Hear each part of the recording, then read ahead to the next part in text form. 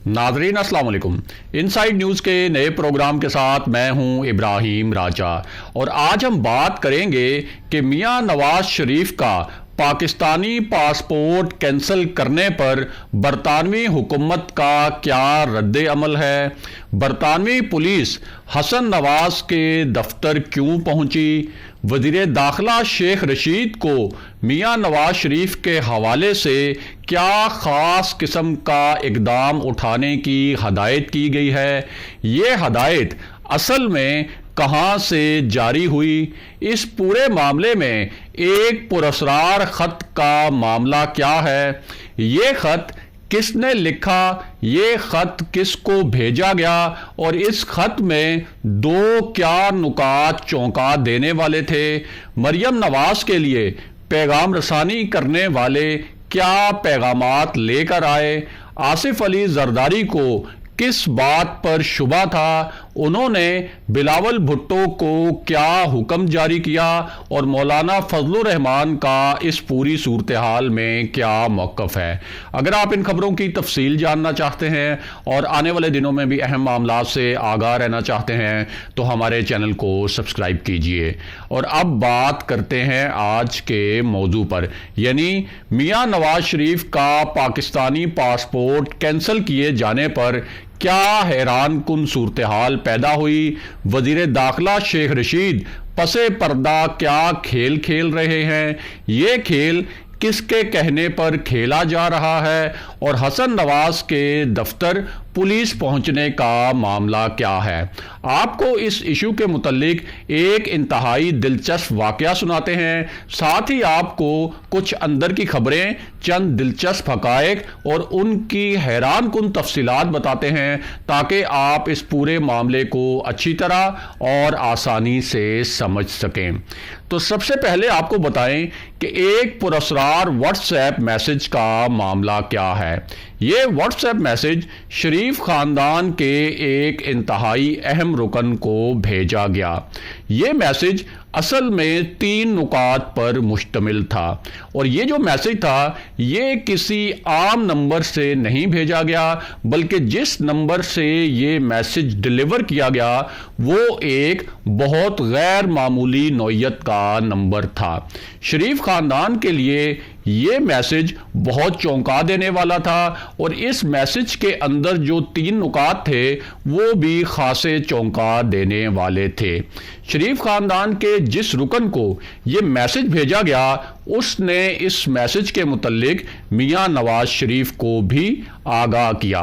और उसके बाद क्या हुआ, उसके बाद मियां नवाज शरीफ की लंदन वाली रिहाइशगाह पर एक मीटिंग भी हुई और इस मीटिंग के बाद मरियम नवाज को भी इस मैसेज की तफसीलात से आगाह किया गया। और ये मैसेज मिलने के बाद शरीफ फैमिली ने एक बहुत बड़ा कदम भी उठाया।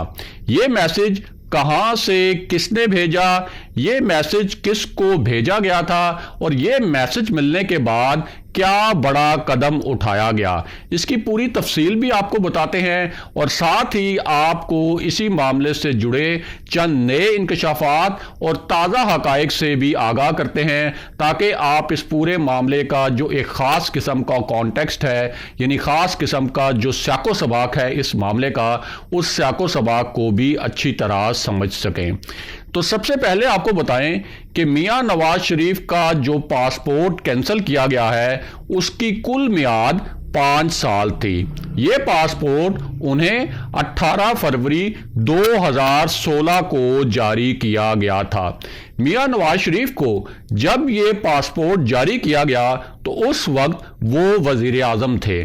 पाकिस्तान में वज़राए आज़म, सदूर, चेयरमैन सेनेट, वज़रा, स्पीकर्स और वज़ीर आज़म के जो मुशीरान हैं और इसके साथ साथ चीफ जस्टिस साहिबान को भी सफारती पासपोर्ट्स इशू किए जाते हैं। और जब ये ओहदेदार रिटायर हो जाएं तो उसके बाद भी अमूमन इनको जो पासपोर्ट जारी किए जाते हैं सफारती पासपोर्ट वो कारामद रहते हैं और वो ये सफारती पासपोर्ट्स इस्तेमाल भी करते रहते हैं।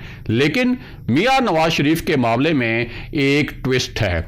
वो ट्विस्ट ये है کہ پاکستانی عدالتیں میاں نواز شریف کو اشتہاری قرار دے چکی ہیں، اس لیے ان کا سفارتی پاسپورٹ تو رینیو نہیں ہو سکتا، تاہم انہیں ایک عام پاسپورٹ ضرور جاری کیا جا سکتا تھا، لیکن حکومت انہیں عام پاسپورٹ بھی جاری نہیں کرے گی۔ میاں نواز شریف کے پاس جو سفارتی پاسپورٹ ہے اس کا نمبر BV5128363 ہے۔ اب یہی وہ پاسپورٹ ہے جس پر برطانیہ میں ان کا ویزا ایکسٹینڈ کیا گیا، یعنی ان کے ویزے کی مدت میں توسیع کی گئی۔ اب یہاں انتہائی اہم بات یہ بھی ہے کہ اگر کسی پاسپورٹ کی میعاد ختم ہو جائے لیکن اس پر پہلے سے کوئی ویزا لگا ہو تو وہ ویزا ویلڈ رہتا ہے اور کارآمد رہتا ہے۔ ذرائع کے مطابق میاں نواز شریف کے پاس برطانیہ میں رہنے کے لیے 3 آپشن تھے۔ ایک آپشن تو یہ تھا کہ وہ میڈیکل گراؤنڈز پر یعنی طبی بنیادوں پر اپنا ویزا ایکسٹینڈ کرواتے۔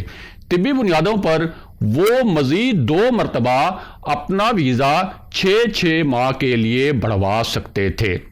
اس کے علاوہ ان کے پاس دوسرا آپشن یہ تھا کہ ان کے دونوں بیٹے برطانوی شہری ہیں، وہ اپنی سپانسرشپ پر برطانیہ میں میاں نواز شریف کا قیام بڑھانے کا قانونی آپشن استعمال کر سکتے تھے۔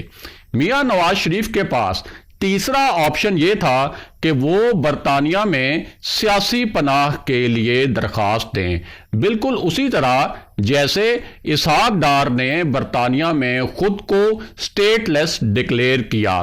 ان کا پاکستانی پاسپورٹ بھی کینسل کر دیا گیا تھا اور اب انہوں نے برطانیہ میں باضابطہ طور پر سیاسی پناہ کی درخواست دے رکھی ہے۔ اب نواز شریف نے کیا آپشن استعمال کرنے کی کوشش کی؟